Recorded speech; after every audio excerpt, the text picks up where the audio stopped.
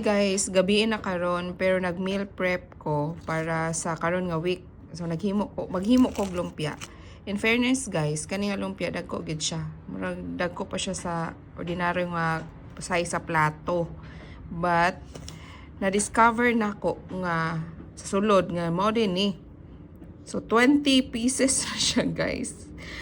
So dagan-dagan tong karni nga akong lutoon. So 20 ra din ni kabuo ko expect. Unya, 39 pesos o 50. So, i-round off na lang nato ni o 40. So, may tabo nga kaning lumpia wrapper, tagdos ni isa. Sa una guys, pag mag-birthday or na mga occasions, kaning yung lumpia tong tirada kay barato ra nya daghan ang makakaon, gamay rag sulod palaman. Karon, kwintahon pa lang ni mo daan ng lumpia, 20 kabok, kung nakay bisita nga 50. Lumpia wrapper, walang daan, pero tinagmahala. Na magminyo pa mo ani guys. So maura to, bye.